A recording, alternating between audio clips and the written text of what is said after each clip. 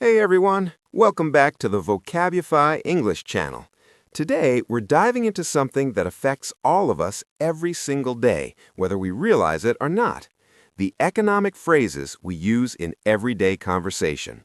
And here's the thing, many of us are using these phrases completely wrong, which means we're actually misunderstanding fundamental economic concepts that shape our world. I'm talking about phrases like money doesn't grow on trees, you get what you pay for, and the customer is always right. These seem straightforward, right? But when you really dig into what they mean economically, you'll find that most people, including economists sometimes, are applying them incorrectly. So buckle up, because today we're going to debunk some of the most common economic myths hiding in plain sight in the English language. By the end of this video, you'll never use these phrases the same way again. Section 1. Money doesn't grow on trees. Let's start with probably the most iconic economic phrase parents everywhere use. Money doesn't grow on trees. Now, when your parents said this to you as a kid, what did they mean? They meant money is scarce, you have to work for it, and you can't just expect it to appear out of nowhere. Fair enough. But here's where the economics get interesting, and where most people get it wrong. The phrase implies that money has inherent value, that it's a finite resource like gold or oil. But modern money, it actually kind of does grow on trees. Or more accurately, it grows from nothing at all. Since we moved off the gold standard in 1971, money in most developed economies is what we call fiat currency. This means it has value because the government says it does, not because it's backed by physical commodities. Central banks can quite literally create money with the stroke of a keyboard. They do this through various mechanisms like quantitative easing, adjusting reserve requirements, and setting interest rates. During the COVID-19 pandemic, for example, the U.S. Federal Reserve created trillions of dollars to support the economy. That money didn't come from taxpayers, and it didn't come from some vault. It was created digitally, essentially from nothing. So when people use money doesn't grow on trees to argue against government spending on healthcare, education, or infrastructure, they're operating under a fundamental misconception. The real economic constraints aren't about whether we can create the money, we absolutely can, but about inflation, resource availability, and productive capacity. The correct economic lesson isn't that money is inherently scarce. It's that real resources, labor, materials, time, energy are scarce. If a government creates too much money without corresponding increases in productive capacity, you get inflation. The money is chasing the same amount of goods and services. So the next time someone says money doesn't grow on trees in an economic debate, what they should really be asking is, do we have the real resources to do this, and will this create inflation? That's a much more sophisticated and accurate economic question. Section 2. You get what you pay for. Moving on to our second myth, you get what you pay for. This phrase is everywhere in consumer culture. It suggests a direct, positive correlation between price and quality. Pay more, get better quality. Pay less, get inferior products. Sounds reasonable, right? But economics tells us this is often completely backwards. First, let's talk about what actually determines price in a market economy. It's not quality, it's supply and demand. A product's price reflects what people are willing to pay for it relative to its availability, not necessarily how good it is. Think about bottled water. You can buy a bottle of Evian for $5 or a bottle of generic store brand for 50 cents. The actual quality difference? Negligible. Both are held to the same safety standards. Both are just water. But Evian has convinced people through branding that their water is worth 10 times more. Or consider luxury fashion. A plain white t-shirt from a luxury brand might cost $300, while a virtually identical shirt from a regular retailer costs $15. They're often made in the same factories, from the same materials. The price difference isn't about quality, it's about branding, perceived status, and artificial scarcity. Here's where it gets really interesting from an economic perspective: the concept of Veblen goods. These are products where demand actually increases as the price goes up because people buy them specifically because they're expensive. The high price is the feature. Luxury handbags, high-end watches, expensive champagne, these violate the normal laws of supply and demand. Then we have the opposite phenomenon: economies of scale. Often, the biggest, most affordable producers can offer better quality because they have the resources to invest in quality control, R&D, and efficient production. Generic medications are chemically identical to brand-name drugs, but cost a fraction of the price. And let's not forget the role of information asymmetry. Many businesses deliberately keep consumers in the dark about what actually constitutes quality, so they can charge premium prices for ordinary products. The diamond industry is a perfect example. Diamonds aren't actually rare, but through careful marketing and supply control, they've maintained artificially high prices for decades. So, what's the real economic lesson? Price is a signal, but it's a noisy signal. It reflects brand positioning, market power, production costs, consumer psychology, and yes, sometimes quality. But assuming higher price equals better quality is economically naive. Smart consumers look at independent reviews, ingredient lists, manufacturing processes, and actual performance metrics. You don't always get what you pay for. Sometimes you get much less. Sometimes you get much more. The relationship between price and quality is far more complex than this simple phrase suggests. Section 3. The customer is always right.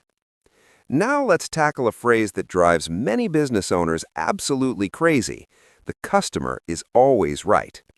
This phrase originated in the early 20th century with pioneering retailers like Harry Gordon Selfridge, John Wanamaker, and Marshall Field. But here's what most people don't know.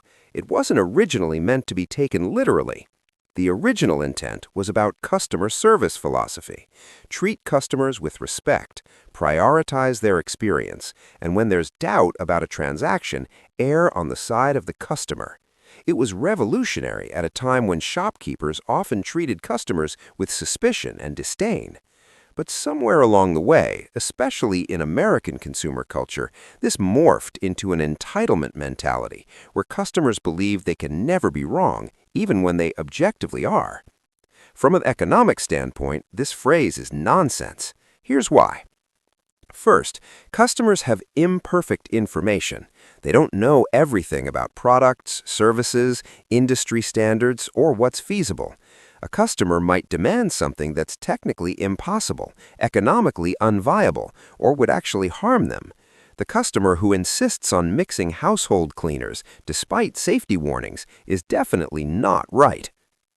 Second, there's a principal-agent problem.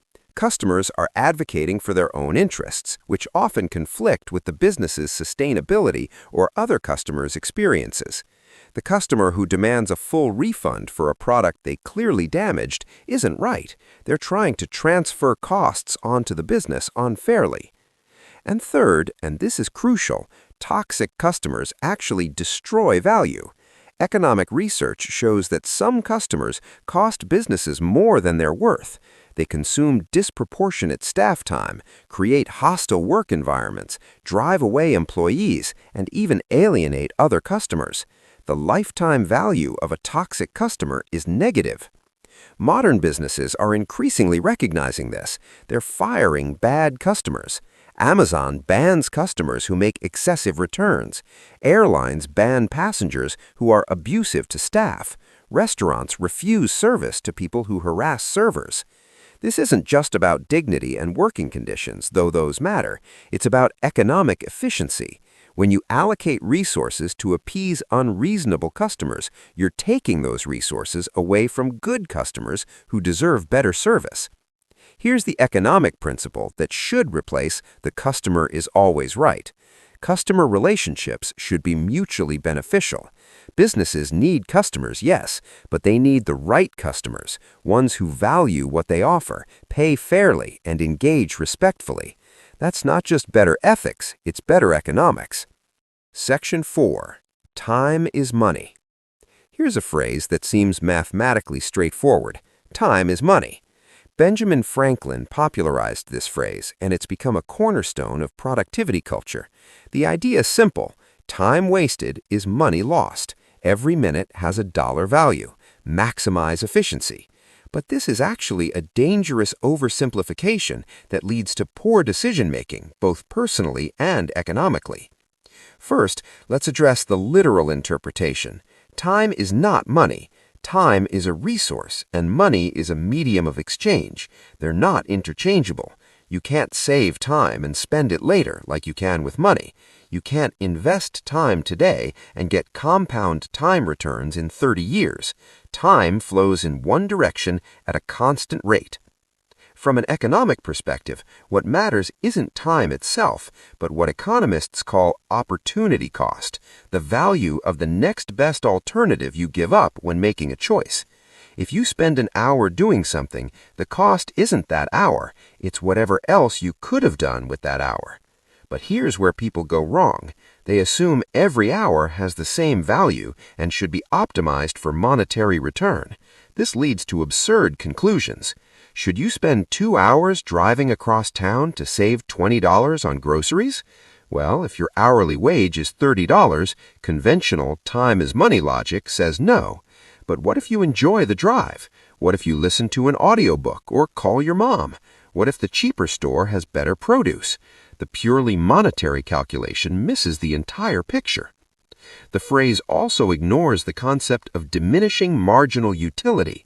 Your first hour of work might be highly productive, but your 10th hour consecutively, you're exhausted, making mistakes, producing lower quality output. That 10th hour isn't worth the same as the first, even if you're paid the same rate. And then there's the dark side. When we treat time purely as money, we optimize our lives for economic productivity at the expense of everything else. We skip exercise because it's unproductive time. We rush through meals. We feel guilty about hobbies that don't generate income.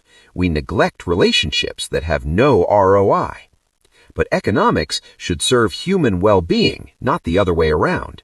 The point of economic efficiency is to create more time and resources for the things that actually make life worthwhile: connection, creativity, rest, joy, meaning.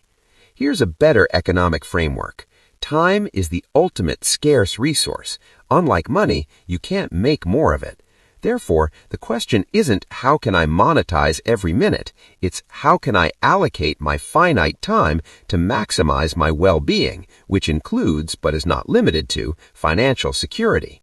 Sometimes the most economically rational thing you can do is slow down, rest, and do things that have no monetary value whatsoever.